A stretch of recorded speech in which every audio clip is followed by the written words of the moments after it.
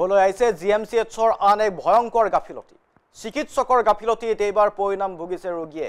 দুৰ্ঘটনাত এখন ভৰিৰ হাড় ভাঙিছিল এগৰাকী ছাত্ৰী। ভুল অস্ত্ৰোপচাৰৰ বাবে গেলিছে এতিয়া ৰোগীৰ ভৰি। অপাৰেশ্যনত কাটি পেলোৱা হৈছিল ছাত্ৰীগৰাকীৰ ভৰিৰ নাৰ্ভ। দুৰ্ব্যৱহাৰ কৰিছিল জিএমচিএচৰ চিকিৎসক নাৰ্ছে। আন এক ভয়ংকৰ অভিযোগ উত্থাপিত হৈছে জিএমচিএচৰ বিৰুদ্ধে। চিকিৎসকৰ গাফিলতিতে পৰিণাম ভুগিছে ৰোগীয়ে, সেই অভিযোগ উত্থাপিত হৈছে। দুৰ্ঘটনাত এখন ভৰিৰ হাড় ভাঙিছিল এগৰাকী ছাত্ৰীৰ। ভুল অস্ত্ৰোপচাৰৰ বাবে গেলিছে ৰোগীৰ ভৰি এতিয়া। অপাৰেশ্যনত ছাত্ৰীগৰাকীৰ ভৰিৰ নাৰ্ভ কাটি পেলোৱাৰ অভিযোগ উঠিছে। দুৰ্ব্যৱহাৰ কৰিছিল এনো জিএমচিএচৰ চিকিৎসক আৰু নাৰ্ছে। এই ভয়ংকৰ অভিযোগ। ধন দাবীৰ বাবে ৰোগীক ঘৰলৈ লৈ আনিবলৈ বাধ্য হৈছিল পৰিয়ালটো। মহাবিদ্যালয়ৰ পৰা ঘৰলৈ গৈ থকাৰ সময়তে সংঘটিত হৈছিল এক দুৰ্ঘটনা আৰু পৰিয়ালে জিএমচিএচত ভৰ্তি কৰাইছিল ছাত্ৰীগৰাকী। ভগা ভৰিৰ অস্ত্ৰোপচাৰৰ সময়ত ভুল চিকিৎসাৰ বলি হৈছিল ছাত্ৰীগৰাকী, এই অভিযোগ উত্থাপন কৰিছে। আৰু জিএমচিএচত চিকিৎসকৰ ভুলৰ বাবে এতিয়া জীৱন মৃত্যুৰে যুঁজিবলগীয়া হৈছে ছাত্ৰীগৰাকীয়ে। ধনৰ অভাৱত উন্নত চিকিৎসা কৰিব পৰা নাই চন্দ্ৰপুৰৰ এই পৰিয়ালটোৱে। জিএমচিএচৰ আন এক গাফিলতিৰ ভয়ংকৰ অভিযোগে।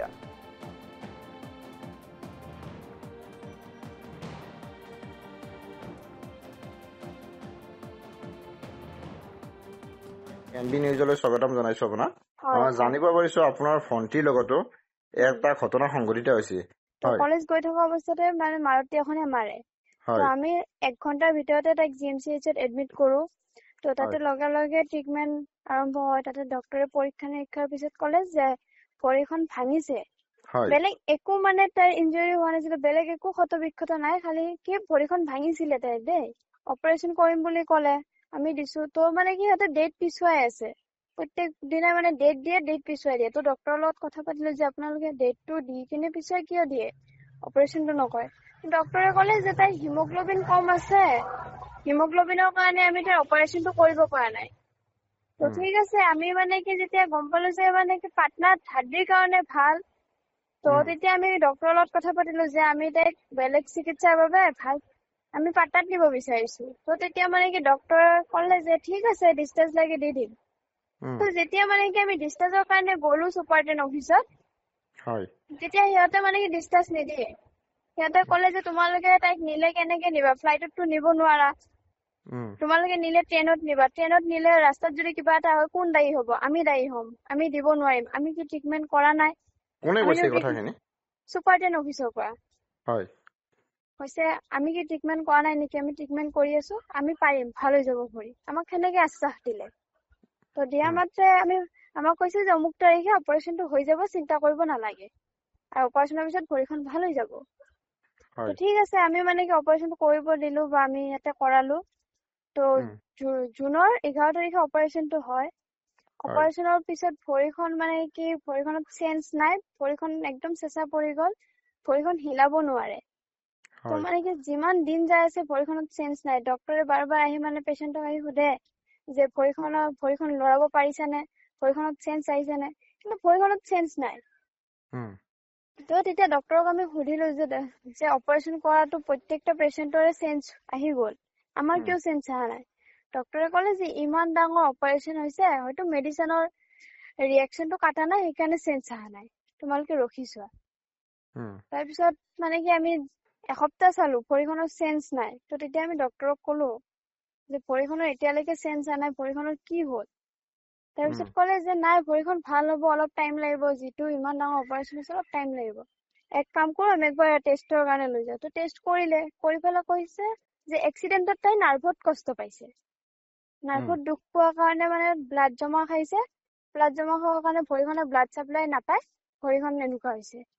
তো এইখিনি কোৱাৰ কাৰণে মানে কি তেতিয়া সিহঁতে ক'লে যে আমি নাৰ্ভৰ বেজি দিম, নাৰ্ভৰ বেজি দিলে নাৰ্ভটো চাপ্লাই পাই যাব। তো ঠিক আছে, নাৰ্ভৰ বেজি দিয়ক। নাৰ্ভৰ বেজি দিয়াৰ পৰা মানে কি ভৰিখনত ঘাঁ লাগি আহিছে। তো 15-20 দিন নাৰ্ভৰ বেজি দিছে, ভৰিখন মানে ঘাঁ লাগি ভৰিখন জিএমচিএচতে পচি গ'ল। তাতে মানে কি ভৰিৰ মাংসবোৰ মানে কি পচি পচি গেলি পৰে। তো তেতিয়া ডক্টৰক সুধিলো যে স্যাৰ এইখিনি কিহৰ কাৰণে হ'ল। তো ডক্টৰে ক'লে যে নাই এইবিলাক ইমান হেৰি নহয়, ভাল হৈ যাব, টেনচন ল'ব নালাগে। তো তাৰপিছত আমাক সেনেকে কোৱাৰ পিছত আমি তথাপিও ডক্টৰক কৈছো যে স্যাৰ কেতিয়ালে ভাল হ'ব, কি হ'ব। তাৰপিছত সেনেকে আমাক কৈছে যে ভাল হ'ব, চিন্তা কৰিব নালাগে। ডক্টৰে মানে আমাক ডাইৰেক্টলি কথাখিনি কোৱা নাই। আমাৰ মানে ধাৰণা ডক্টৰে অপাৰেশ্যনত ভৰিৰ নাৰ্ভডাল কাটি পেলাইছে, যাৰ কাৰণে ব্লাড চাপ্লাই পোৱা নাই, নাপাই পেলাই ভৰিখন এতিয়া পচি গ'ল। তো 3বাৰকে বেড হলাইছে। বেড হলাওতে মানে কি তাইৰ ভৰিখন বেয়া। আমি মানে কি নাৰ্ছক ক'লো যে আমাক বিছনাখন অলপমান টান চাই দিব, আমি পেচেণ্টক ৰাখিব নোৱাৰো। তেতিয়া মানে কি নাৰ্ছে আমাক মানে বহুত বেয়াকে ক'লে যে তোমালোকে এনেকুৱা পেচেণ্ট লৈ আহিছা নেকি, আৰু বেলেগ পেচেণ্ট অহা নাই নেকি, এনেকে বহুত পেচেণ্ট আহি গ'ল ইয়াতে। তাৰপিছত থাকিব খুজিলে থাকা, নহলে ইয়াৰ পৰা গুচি যোৱা, এনেকে বহুতে আহি আছে গৈ আছে। এইবিলাক নাটক ইয়াতে নহব, আমাক সেনেকে কৈছে। তো সেই এষাৰ ধমকি পাই পেলাই আমি আৰু বেলেগত তাতে কি যাই পেলাই কওঁ। তথাপিও একবাৰ মানে কি ডক্টৰবোৰ য'ত থাকে অফিচ ৰুমত, তাতে যে কৈছিলো বোলে স্যাৰ আমাক এনেকুৱা। তো মানে সেয়াতো গুৰুত্ব নিদিলে কথাষাৰ। মানে ডক্টৰৰ নাৰ্ছৰ মানে একেবাৰে গাফিলতি আৰু ব্যৱহাৰ অত্যন্ত বেয়া। অতি বেয়া আছিলে। প্ৰথম অৱস্থাতটো অলপ ধ্যান দিছিলে, কিন্তু যেতিয়াৰ পৰা অপাৰেশ্যন হৈ গ'ল, তাই ভৰিখন মানে বেয়া হ'ব ধৰিলে, তেতিয়াৰ পৰা ডক্টৰে আমাৰ তাতে ৰানিঙত ৰাতিপুৱা একবাৰ এনে আহি পেলাই চাই পেলাই যে বেলেগ যে চাব আছে, ভৰিখনত ড্ৰেছিং আছে, সেইবোৰ একোৱে গুৰুত্ব নিদিলে। এতিয়া ভণ্টিৰ অৱস্থা কেনেকুৱা তোমাৰ? এতিয়া ভণ্টিকটো আমাৰ ঘৰত ৰাখিছো। পইচাৰ কাৰণে আমি মানে উন্নত চিকিৎসা কৰিব পৰা নাই। তাইক পাটনাত লৈ যাব লাগে, যিটো গতিত আছে ভৰিখন। এতিয়া মানে পচি মাংসবোৰ গলি পৰি আছে, এতিয়ালৈকে কমা নাই। আমি ডিসচাৰ্জ লৈ আহিছো। মানে অৱশেষত আমি কৈছো যে আমি ইয়াতে মানে কি তাতে প্ৰব্লেম দেখালে যে আমাৰ টকা পইচা নাই। যিহেতুকে আমাৰ টকা পইচা নাই, তাতে ৰাখিম, এফালে মা দেউতা কামত যাব পৰা নাই, আমি এনে দুখীয়া মানুহ। তো তেতিয়া মানে কি ডিসচাৰ্জ লৈ গুচি আহিলো। দিলে তেতিয়া ভৰিখন একদম বেয়া হোৱা অৱস্থাত আমাক ডিসচাৰ্জ দিলে। মাজত দুবাৰো ক'লো আমাক ডিসচাৰ্জ দিয়ক, তেতিয়া ডক্টৰে আমাক ভয় দেখালে যে তোমালোকক ডিসচাৰ্জ দিম কেনেকে, তাই লাইফ ৰিস্ক আছে। তো এইটো আমাৰ 2 নম্বৰ কেছ। আগৰ পেচেণ্ট যোনটো এনেকুৱা পেচেণ্ট আহিছিলে, সেইটো আমি বচাব নোৱাৰিলো। এতিয়া তোমালোকক যে আমি ডিসচাৰ্জ দিম, তাই যদি হাৰ্টত বা ব্ৰেইনত যায় ব্লাড পায়, তেনেহলে তাইক বচাব নোৱাৰিম আমি।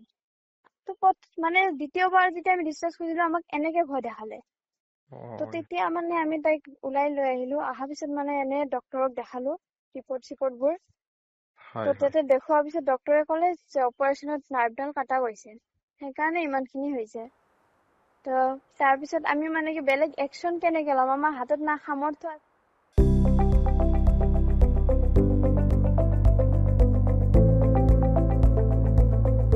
NB নিউজ, সহজ সৰল ভাষাত নৱভাৰতৰ কথা।